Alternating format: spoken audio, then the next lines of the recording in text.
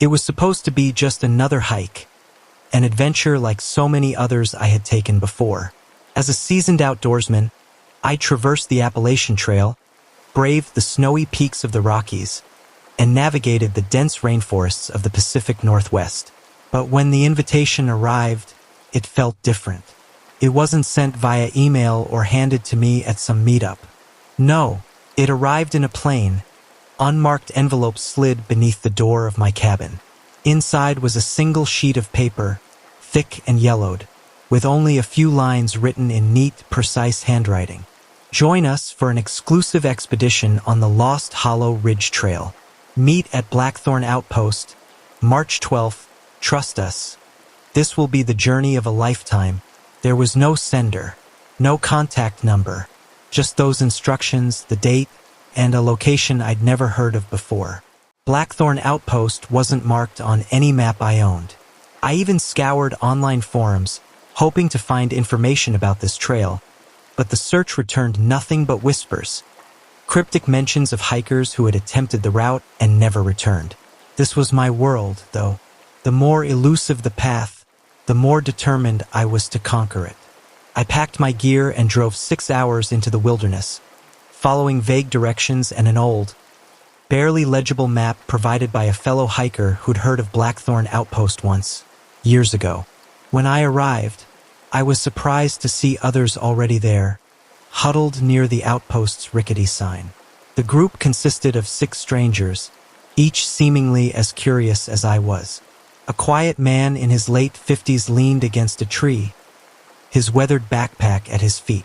A pair of 20-somethings whispered nervously to each other, clearly out of their element. And then there was the tall, sharp-eyed woman who looked as though she trusted no one. One by one, we introduced ourselves, sharing names but not much else. Trust didn't come easily here.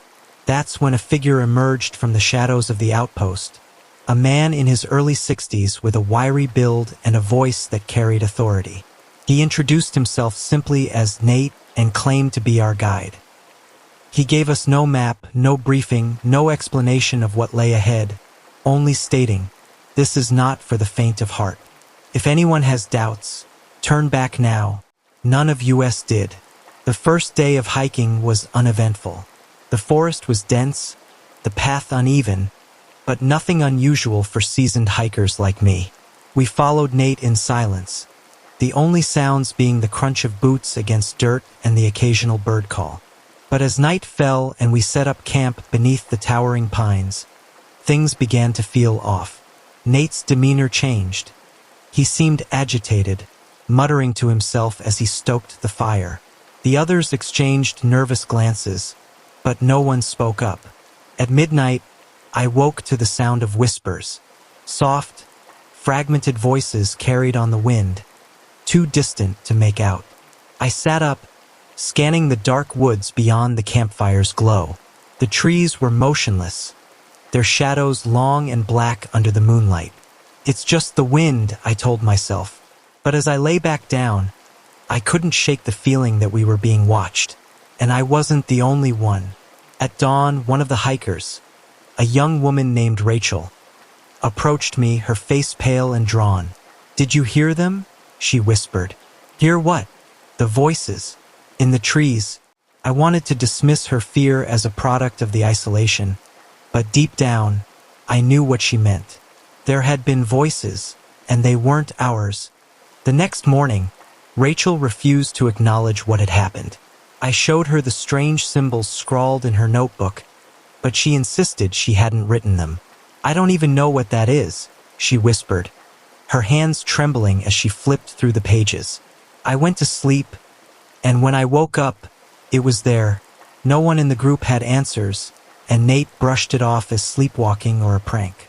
But the uneasy silence that followed told me no one truly believed that explanation. As we broke camp, the trail grew harder to navigate. The ground was uneven, littered with roots that seemed to claw at our boots. Nate pressed us forward without mercy, his pace relentless, his focus unyielding. The forest felt oppressive now, the air thick and stifling. Every few minutes, I'd glance behind me, half expecting to see someone, or something, following us. By mid-afternoon, Alan collapsed. I can't do this," he gasped, clutching his chest. His face was pale, his breathing shallow. Nate knelt beside him, checking his pulse. "You're fine, just dehydrated. Drink some water." But Alan shook his head. "No, it's not that. It's this place. I can feel it pressing on me. We shouldn't be here." Nate didn't argue. He simply stood and motioned for the rest of us to continue. "We're close to the next camp. Let's move." Reluctantly, we helped Alan to his feet and pushed on. When we reached the next campsite, it was nothing like the open clearing we'd used before. This spot was hemmed in by towering trees, their branches so dense they blocked out the sky. The ground was soft, almost marshy, and dotted with strange, spiral-shaped stones. As we set up camp, Rachel's unease grew. She refused to sleep near the fire, insisting that the light would make her a target. When I asked her what she meant, she just shook her head, her eyes darting nervously toward the trees. That night, I was jolted awake by a scream. It was Lydia, her voice piercing the silence. I scrambled out of my sleeping bag, my flashlight sweeping the campsite. She was standing near the edge of the trees, staring into the darkness. "What happened?" I asked, rushing to her side. She pointed, her hand shaking. There was someone there, watching us. Nate was already up, his face grim. He scanned the forest with his own flashlight but found nothing. "It's just your imagination," he said, though his tone lacked conviction. But then we saw them, the footprints. They were fresh, pressed into the soft earth near where Lydia had been standing. Barefoot, human-like, but impossibly large. "What the hell is that?" Marcus muttered, crouching to examine the prints. No one had an answer. We sat around the fire for the rest of the night, too scared to sleep. The forest was silent now, unnaturally so. Not a single bird call or rustle of leaves. Just the faint crackle of the fire and the sound of our own nervous breathing. At dawn, as we prepared to leave, Marcus discovered something horrifying. His pack had been torn open, the contents scattered across the ground. Among them was a small, bloodied cloth that none of us recognized. "Who did this?" he demanded, his voice shaking with anger. But no one answered. We left the campsite in silence, the strange stones and the enormous footprints etched into our memories. And as we walked, I couldn't shake the feeling that we were being herded, driven deeper into the forest, toward something none of us wanted to face. Morning brought little solace to the group. The air felt heavy, as though the forest itself was pressing down on us. Conversations were brief, if they happened at all, as we packed up camp and prepared for another day on the trail. We didn't know each other well. 7 strangers brought together by that cryptic invitation. Each one of us had our reasons for being there, though few seemed willing to share them openly. There was Rachel, the youngest in the group, barely in her 20s. She carried a notebook everywhere she went, scribbling constantly, though she never said what she was writing. Then there was Marcus, a broad-shouldered man with a booming voice who claimed to have seen it all during his years as a survivalist. His confidence seemed unshakable, almost to a fault. The others included Lydia and Sam, a quiet couple who kept mostly to themselves. Nate, our guide, rarely spoke unless it was to bark instructions. And then there was Alan, middle-aged, gaunt, and perpetually anxious. He seemed to be watching everyone, as if expecting something terrible to happen at any moment. We set off again, following Nate deeper into the wilderness. The trail grew narrower, the trees taller and denser. By midday, the sunlight barely penetrated the canopy, casting the forest in perpetual twilight. As we hiked, I tried to make small talk with Rachel, who walked just ahead of me. "So, what brings you out here?" I asked. She hesitated before answering. I wanted to write about it. This trail, there's something about it that feels important." "Important how?" She didn't reply. Instead, she looked over her shoulder, as if checking to make sure no one else was listening. Then she whispered, "I've been having dreams about this place for weeks." Before I could press her further, Nate called for a halt. We'd reached a clearing, a perfect circle where no trees grew, the ground covered in moss and strange, pale mushrooms. Nate didn't explain why we'd stopped, only telling us to take a break. As we sat, Alan suddenly spoke up, his voice trembling. "Does anyone else feel like we're being followed?" The group fell silent. Even Marcus, who'd spent the morning bragging about his survival skills, looked uneasy. "It's just your imagination," Nate said dismissively, but Alan shook his head. "No, it's not. I saw someone, in the trees." We all looked around, but the forest was still, the only movement coming from the faint rustling of leaves in the breeze. "Let's keep moving," Nate said sharply, cutting off any further discussion. The clearing was left behind, but Alan's words lingered. And as the hours passed, I began to feel it too, that unshakable sense of being watched. By the time we made camp that evening, the mood was tense. Rachel barely spoke, clutching her notebook tightly. Marcus was uncharacteristically quiet, and Alan seemed on the verge of panic. After dinner, as we sat around the fire, Lydia asked Nate the question we'd all been wondering. "What's at the end of this trail?" Nate looked at her for a long moment before answering. "You'll see soon enough." That night, I woke to the sound of footsteps, slow, deliberate, and far too close to our camp. I held my breath, straining to listen. The steps stopped, replaced by a low, whispering sound, like a conversation just out of earshot. I grabbed my flashlight and shone it into the darkness. Nothing. But as I lay back down, I noticed something chilling. Rachel's notebook, sitting open near the fire, with fresh writing scrawled across the page. I leaned closer to read it, and my blood ran cold. The words weren't in English or any language I recognized. They were jagged, chaotic symbols, written in a trembling hand. Rachel was still asleep, her notebook untouched. By the fourth day, the unease had transformed into outright fear. We hadn't slept properly in days, and the strange occurrences were becoming impossible to ignore. Rachel stopped writing in her notebook entirely, too afraid of what might appear if she did. Marcus kept glancing over his shoulder as if expecting someone, or something, to be there. It was Alan who broke first. "I can't keep doing this," he said as we stopped to take a brief rest. He was trembling, his face pale, and his hands clutching at his knees. "We need to go back. This trail isn't right." Nate's expression darkened. "We're too far in.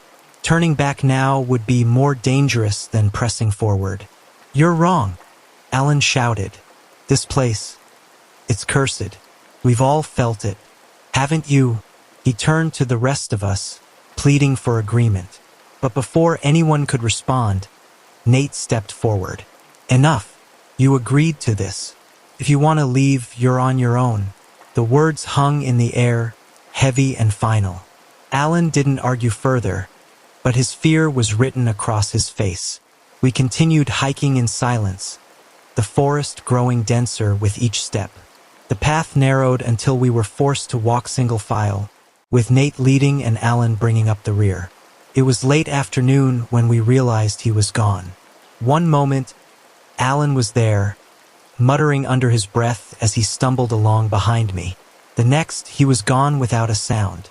We stopped, calling his name, our voices echoing through the trees. "Alan!" Rachel shouted, her voice tinged with panic. There was no reply. We retraced our steps, searching for any sign of him. That's when we found it. A disturbed patch of earth where the trail forked slightly. The dirt was scuffed and scattered, as if someone had been dragged off the path. Marcus knelt down, running his fingers over the marks. "These are fresh.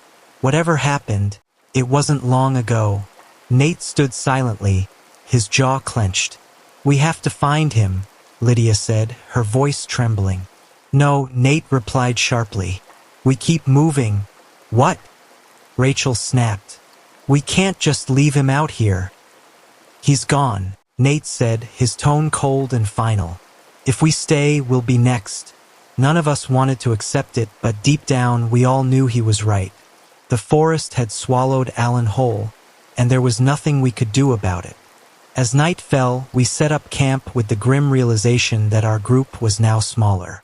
The fire burned low as we sat in silence, each of us lost in our thoughts.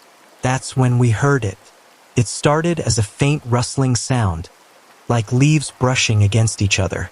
But it grew louder, closer, until it was unmistakable footsteps circling the campsite. "Who's there?" Marcus shouted, grabbing a thick branch from the ground and holding it like a weapon. The footsteps stopped. For a long moment, the forest was silent. Then, from somewhere in the darkness, a voice called out, "Help me!" It was Alan. Rachel stood, her eyes wide. "Alan?" She shouted into the trees. "Help me!" The voice repeated, faint and distant, but something about it was wrong.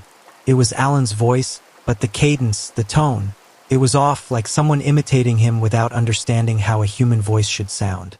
"Don't move," Nate hissed, his voice barely audible.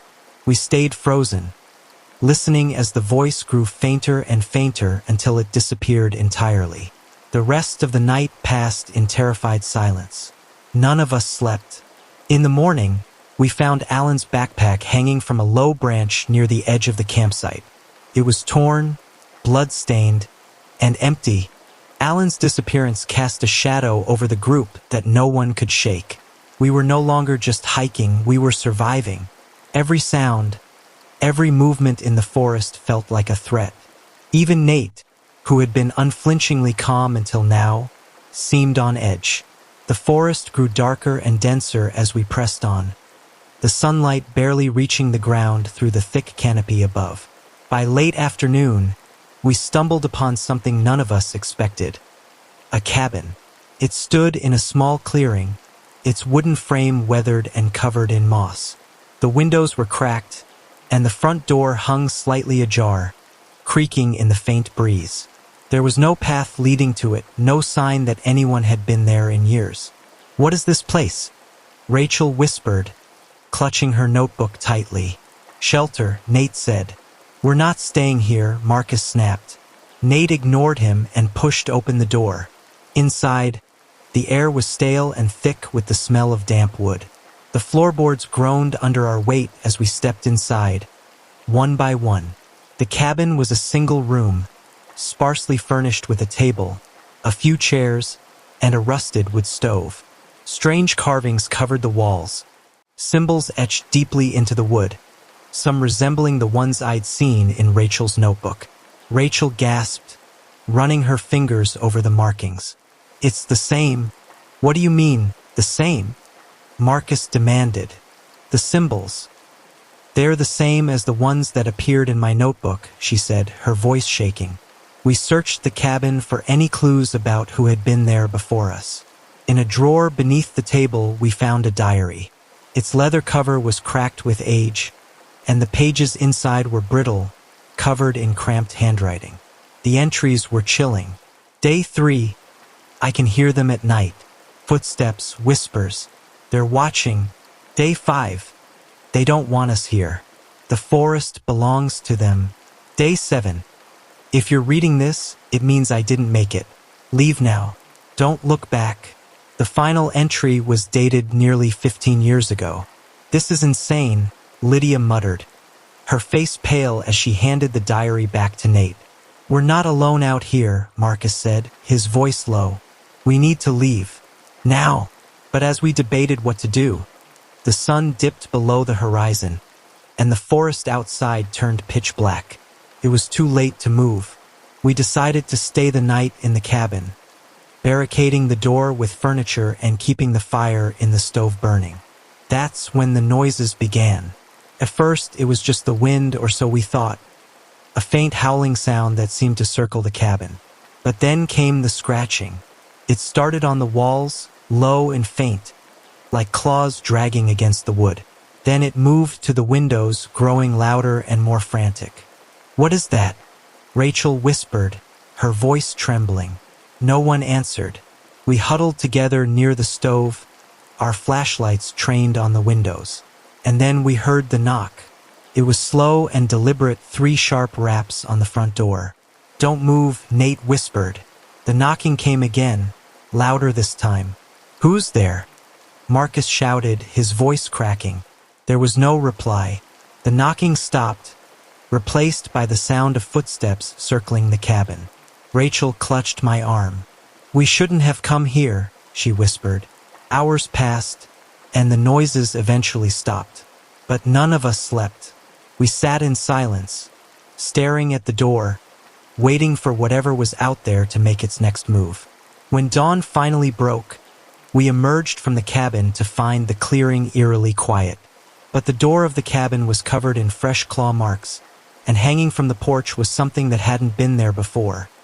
A small, hand-carved figure made of twigs and bound with string. It looked like a person, its head tilted unnaturally to one side. "What the hell is that?" Lydia whispered. Nate didn't answer. He grabbed his pack and motioned for us to move. We left the cabin behind, but the feeling of being watched followed us. And as we walked, I noticed something chilling. The carvings on the trees lining the trail were the same as the symbols in Rachel's notebook and the walls of the cabin. The forest was trying to tell us something. We just didn't know what. The cabin had shaken us to our core, but the forest wasn't finished with us yet. As we trudged deeper along the trail, the trees seemed to close in around us, their gnarled branches twisting like skeletal hands. The air was heavy, humid, and oppressive, with no breeze to offer relief. Rachel was the first to speak up.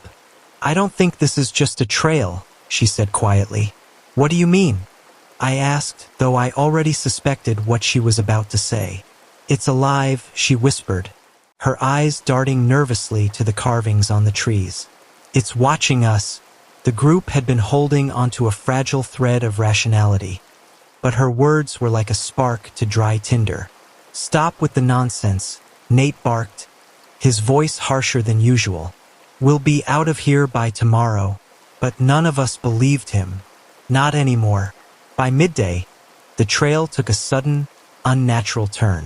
The dirt path, once well-trodden, became uneven and overgrown, littered with jagged rocks and thorny vines. It was as if the forest itself was trying to keep us from going any further. That's when Lydia screamed. We rushed to her, finding her frozen in place, staring at her arm. Jagged marks ran up her forearm, 3 deep scratches that hadn't been there moments before. "What did this?" Marcus asked, scanning the area. "I don't know," Lydia cried, tears streaming down her face. "I didn't feel anything. I just looked down, and..."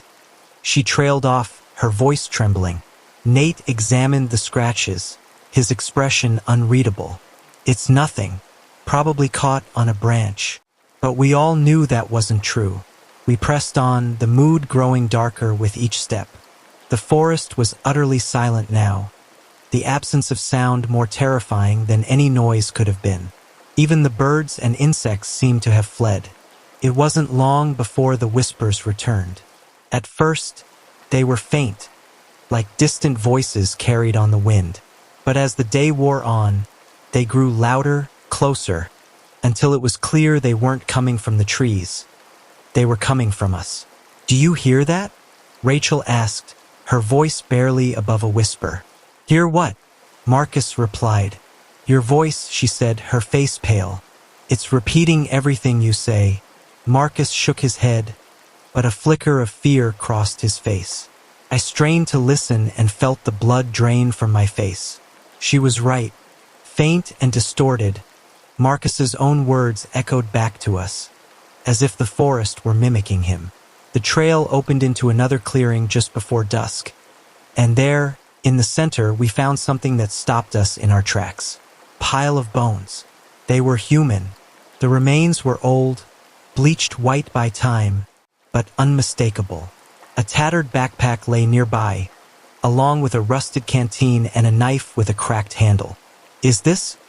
Lydia started but couldn't finish the thought. Nate knelt by the bones, his face grim. He picked up the knife, turning it over in his hands. "I've seen this before," he muttered. "What do you mean?" I asked, but he didn't answer. Instead, he stood and motioned for us to keep moving. We didn't argue. That night, as we set up camp, I noticed Rachel sitting apart from the group, staring into the fire. Her notebook was open on her lap, but she wasn't writing. "What's wrong?" I asked, sitting down beside her. She didn't look at me. "It's not just the symbols," she said softly. "It's the words. I can read them now." "What do they say?" Her voice cracked as she whispered the answer. "They say we're not supposed to leave." Before I could respond, Marcus shouted from across the camp. "Nate's gone." We spun around to see his pack lying abandoned near the edge of the clearing. Nate's flashlight was still on, its beam cutting through the darkness, but there was no sign of him. "He was just here," Marcus said, his voice shaking. We searched the immediate area, but it was as if Nate had vanished into thin air. When we returned to the campfire, we found something chilling. A new carving had appeared on a nearby tree, a single jagged word etched deep into the bark. "Leave." We didn't sleep that night. We couldn't.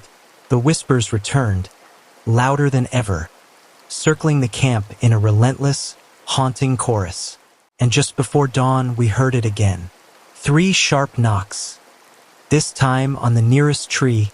By the time the first rays of sunlight broke through the trees, the group was in shambles.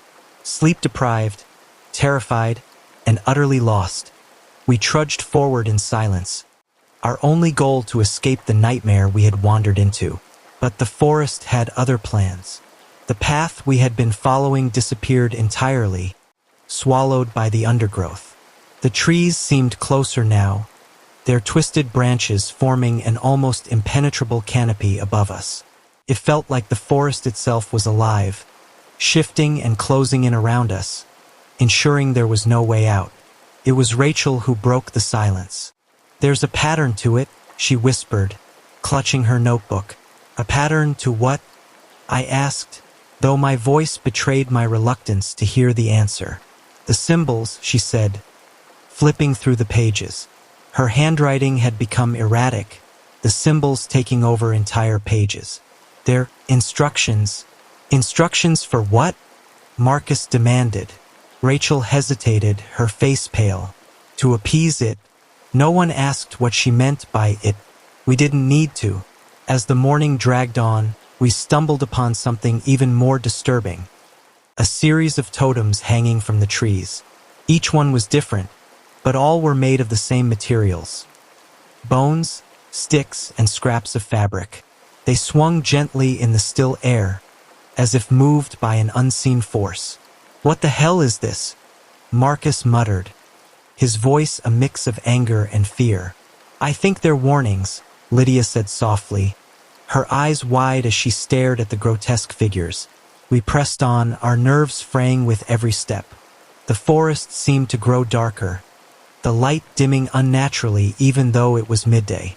The whispers returned, louder and more distinct, their fragmented words echoing in the back of my mind. And then we found the altar. It was nestled in a small, circular clearing, surrounded by trees so ancient their trunks were as wide as cars. The altar itself was a crude, flat stone, its surface stained dark with something that could only be blood. Around it were more symbols, carved deeply into the surrounding trees and rocks. Rachel dropped to her knees, her notebook falling open as she stared at the altar. "This is it," she whispered. "What are you talking about?" Marcus snapped. "This is what the forest wants," she said, her voice trembling. "It's a sacrifice." The group erupted into chaos. Marcus accused Rachel of losing her mind. Lydia pleaded with everyone to stay calm. I tried to piece together the fragments of what Rachel was saying, but none of it made sense. "We're not doing anything," Marcus said firmly. "We're leaving. Now." But as he turned to walk away, the ground beneath him gave way. He let out a scream as he fell, disappearing into a deep, narrow pit hidden by the undergrowth. We rushed to the edge, our flashlights illuminating the dark hole. "Marcus!" I shouted. There was no response, only the sound of something wet and heavy shifting far below.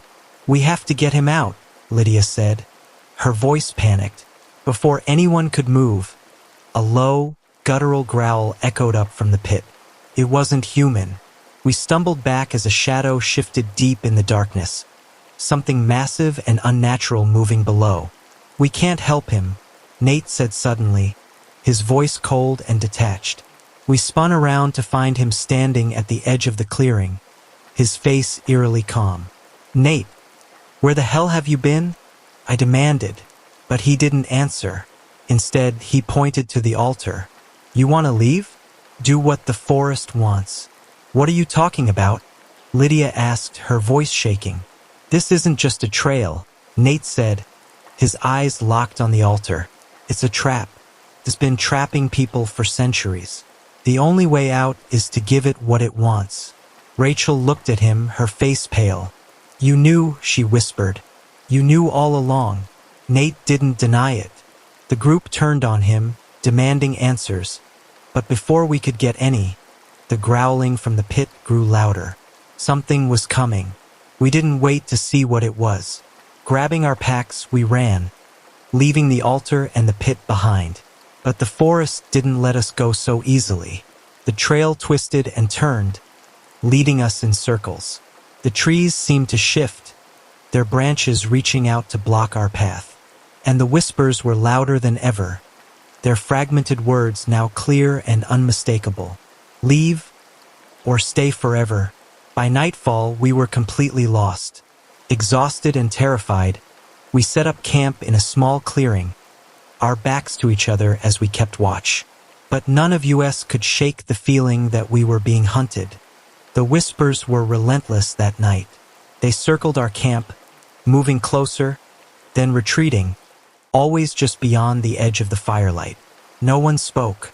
No one slept. We sat in silence, our eyes darting toward every shadow, every faint sound that broke the unnatural stillness. When dawn finally came, it brought no relief. The forest seemed darker than before, its shadows stretching unnaturally long. Rachel was the first to stand, her face pale, her eyes bloodshot. She clutched her notebook like a lifeline. "We can't keep going," Lydia said, her voice cracking. "We don't have a choice," Nate replied. He hadn't slept either, his face hollow and drawn, but his voice carried an unsettling calm. We packed up camp and pressed on, the trail now little more than a suggestion beneath the tangled roots and thick undergrowth. The forest had swallowed all signs of the world we'd left behind. By midday, the terrain changed. The ground sloped sharply downward, the trees thinning out to reveal a narrow ravine. The air here was colder, heavy with moisture, and the sound of running water echoed faintly in the distance. "What is this place?" Rachel whispered, her voice trembling. Nate didn't answer. He simply started down the slope, motioning for us to follow.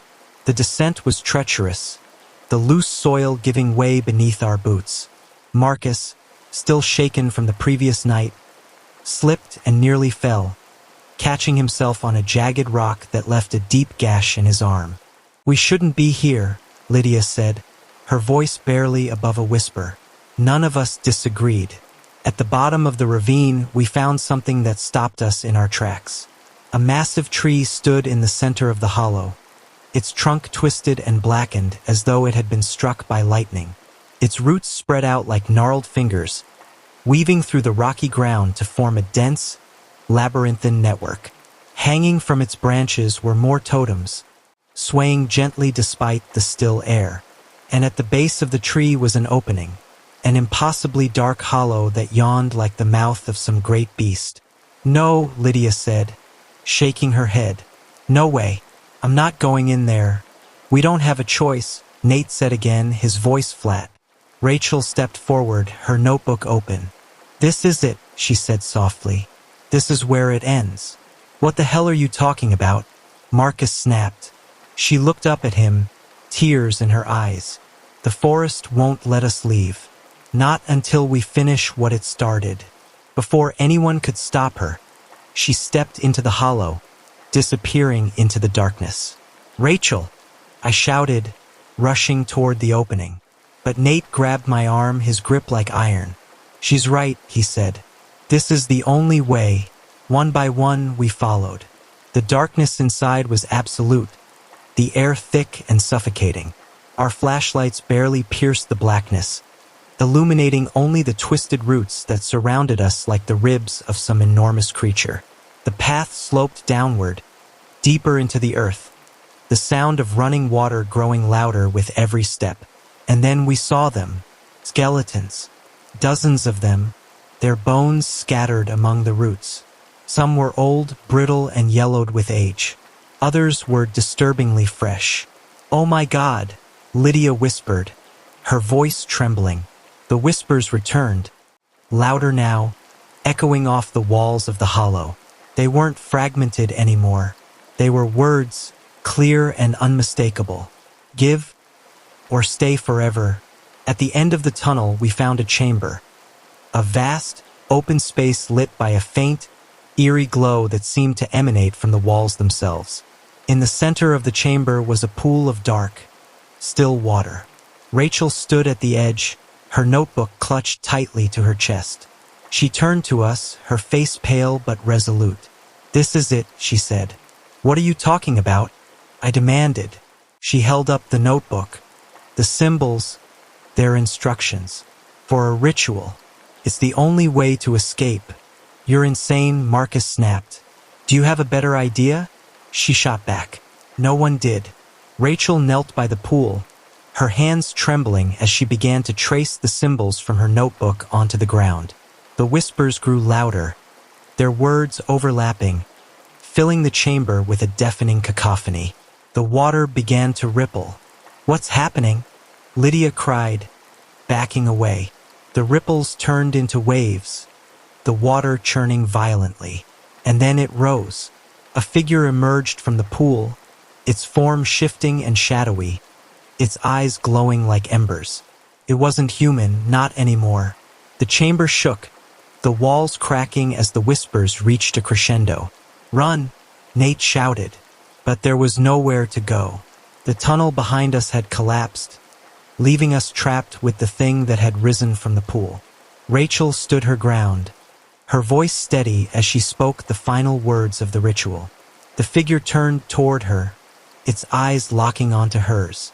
And then, everything went silent. The silence was deafening. The whispers, the rumbling of the earth, the churning water, all of it had stopped, leaving only the sound of our breathing and the oppressive weight of the shadowy figure towering above us. It stood at the edge of the pool, its form undefined but undeniably menacing. Its ember-like eyes burned into each of us, freezing us in place. Rachel was the only one who didn't flinch. She knelt before the pool, clutching her notebook, her lips moving silently as she traced the final symbols into the dirt. "Rachel, what are you doing?" I whispered, though my voice barely carried in the suffocating stillness. She didn't answer. Her focus was absolute, her trembling hands carving the last of the ritual into the ground. The figure moved. It didn't walk. It glided, its shadowy form stretching and bending unnaturally as it approached her. The air grew colder with each step, frost creeping across the walls and floor. "Rachel, stop!" Marcus shouted, but his voice only seemed to anger the thing. Its glowing eyes snapped toward him, and without warning, a force like a hurricane wind swept through the chamber, slamming him against the wall. "It's protecting the ritual," Nate said, his voice strangely calm. "It wants her to finish." "You knew this was going to happen," I hissed, rounding on him. Nate didn't deny it. "I told you. The forest doesn't let anyone leave. Not unless it gets what it wants." "And what is that?" Lydia demanded, tears streaming down her face. Nate's eyes flicked to the figure. "US." Before anyone could respond, Rachel gasped, her hand freezing mid-stroke. The figure was inches from her now, its shadow wrapping around her like tendrils. She looked up at it, her face pale but resolute. "It's done," she whispered. For a moment, nothing happened. The figure stood over her, motionless, its ember eyes dimming. The water in the pool stilled, the faint glow fading. Then the ground began to shake. The chamber erupted in chaos as the walls cracked and splintered, chunks of rock falling from the ceiling. The pool boiled, releasing a foul, sulfuric stench that made us gag. The figure let out a sound, a low, guttural roar that seemed to come from everywhere at once. "Run!" Nate shouted, but there was nowhere to go. The tunnel we had come through was completely blocked, and the only other exit was now a gaping chasm where the floor had collapsed. "What do we do?" Lydia screamed, clutching Marcus, who was struggling to his feet. "The ritual," Rachel shouted over the chaos. "It's not done yet." "What are you talking about?" I yelled back. She turned to me, tears streaming down her face. "It needs a sacrifice." Her words hit like a punch to the gut. We all froze, the reality of what she was saying sinking in. "No," Lydia whispered, shaking her head. "There has to be another way." Rachel looked at her, her expression filled with a mixture of sorrow and determination. "There isn't." Before anyone could stop her, she stood and stepped toward the pool.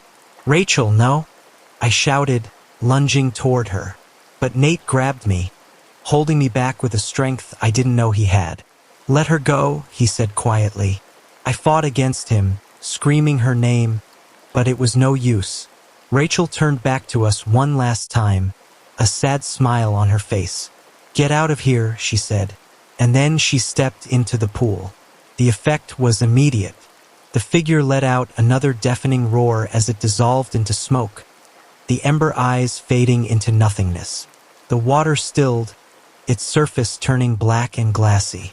The shaking stopped, the chamber falling silent once more. For a moment we just stood there, staring at the pool, waiting for something, anything to happen. And then the tunnel behind us opened. The rocks that had blocked our way slid aside, revealing a clear path back to the surface. "Let's go," Nate said, his voice hollow. None of us argued. We climbed out of the ravine in silence, the forest eerily still. The sun was rising, its light breaking through the canopy for the first time in days. But the sense of relief was short-lived. As we reached the trailhead, I turned back for one last look at the forest. And that's when I saw it. Rachel's notebook, sitting at the edge of the trees, open to the final page. The symbols were gone. In their place was a single line of text, written in her handwriting. "It's not over." The trailhead was in sight, the narrow dirt path opening into the parking lot where our cars sat undisturbed. The sight should have brought relief, but it didn't. None of us spoke as we crossed the final stretch, the forest's oppressive weight still pressing against us even in the open air. I glanced over my shoulder, half expecting to see something, or someone, watching us from the tree line. But the forest was still. Too still. "We made it," Lydia whispered, her voice trembling. No one responded. Marcus leaned against the hood of his car, his face pale and streaked with dirt, his arm wrapped in a makeshift bandage. Nate stood apart from us, staring at the forest with an unreadable expression. "I can't believe she's gone," Lydia said, tears streaming down her face. Rachel's sacrifice hung heavy in the air. None of us wanted to admit it, but without her, we would never have escaped. "Let's just go," Marcus muttered, pulling open his car door. But as he started the engine, the sound seemed to echo unnaturally loud in the silence. The hairs on the back of my neck stood on end. And then I saw it. Rachel's notebook. It sat on the ground at the edge of the parking lot, its leather cover cracked and smeared with dirt. It hadn't been there moments ago. I froze, my breath catching in my throat. "What is it?" Lydia asked, following my gaze. I pointed, unable to speak. She walked over and picked it up, her hands trembling. The notebook felt heavier than it should have, its pages stiff and damp. She opened it, her eyes scanning the first page. Her face went pale. "What is it?" I asked, stepping closer. She handed it to me without a word. The pages were no longer filled with Rachel's handwriting. Instead, they were covered in jagged, chaotic symbols, the same ones that had appeared in the cabin, on the trees, and in Rachel's notebook before. But there was something else. On the last page, written in bold, uneven letters, were the words, "You brought it with you." I stumbled back, dropping the notebook as a cold chill washed over me. "What does it mean?" Lydia whispered. None of us had an answer. Nate stepped forward, picking up the notebook. He flipped through the pages, his face darkening with each turn. "We didn't leave it behind," he said quietly. "What are you talking about?" Marcus snapped. "The curse," Nate said, holding up the notebook. "It's not tied to the forest. It's tied to us now." His words hit like a thunderclap. "That's not possible," Lydia stammered. But deep down, we all knew he was right. The forest hadn't let us go. It had followed us. As we stood there, frozen in disbelief, the shadows around the parking lot began to lengthen unnaturally. The air grew colder, and a low, faint whisper rose on the wind. "Do you hear that?" Lydia asked, her voice trembling. The whispers grew louder, their fragmented words echoing through the still air. They were the same voices we'd heard in the forest, now unmistakably closer. "We have to go," Nate said, his voice urgent. We scrambled into our cars, the engines roaring to life. But as we drove away, the whispers didn't fade. They followed us, growing louder the farther we went. That night, I couldn't sleep. The events of the past week played over and over in my mind, the whispers echoing in my ears long after I'd locked every door and window in my house. And then, just before dawn, I saw it. Rachel's notebook sitting on my kitchen table. I froze, my heart pounding in my chest. I hadn't brought it home. As I stepped closer, I saw that the symbols had changed again. The pages were blank, save for one line written in the center of the last page. "You can't escape." The whispers returned, louder now, filling the room. And then the lights went out.